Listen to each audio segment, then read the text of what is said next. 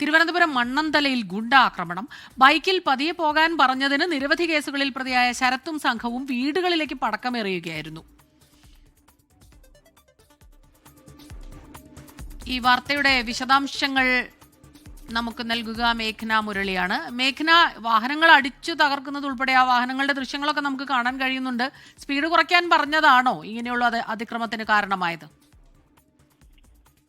തിരുവനന്തപുരം മണ്ണന്തലയിൽ ഇന്നലെ അർദ്ധരാത്രിയോട് കൂടിയാണ് സംഭവം ഉണ്ടാകുന്നത്. ഈ ബൈക്കിൽ പതിയെ പോകാൻ പറഞ്ഞതാണ് ഈ ആക്രമണത്തിലേക്ക് എത്തിയത് എന്നുള്ളതാണ് നമുക്ക് പ്രാഥമിക ഘട്ടത്തിൽ ലഭിക്കുന്നതും ദൃക്സാക്ഷികളടക്കം പറയുകയും ചെയ്യുന്നത്.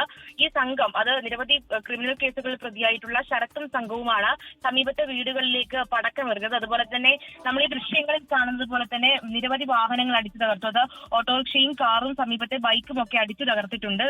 മുന്നേ തന്നെ ബോംബ് നിർമ്മാണത്തിനിടെ ശരത്തിന് പരിക്കേറ്റിട്ടുണ്ട്. അങ്ങനെ വിവിധ സ്റ്റേഷനുകളിലായി നിരവധി കേസുകൾ ശരത്തിനെതിരെ ഉണ്ട് എന്നുള്ളതാണ്.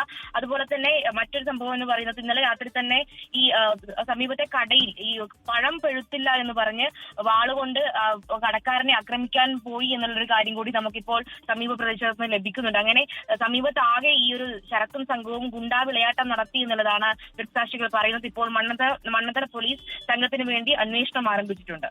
ശരി, മേഘ്ന മുരളിയാണ് തിരുവനന്തപുരത്ത് നിന്ന് വിവരങ്ങൾ നൽകിയത്. ലോകത്തെവിടെയായാലും ഏത് സമയത്തും 24 വാർത്തകളും ഓഗ്മെന്റഡ് റിയാലിറ്റി പാക്കേജുകളും എക്സ്പ്ലെയിനറുകളും വിശദമായി കാണാൻ ഞങ്ങളുടെ യൂട്യൂബ് ചാനൽ നിങ്ങൾക്ക് സബ്സ്ക്രൈബ് ചെയ്യാം.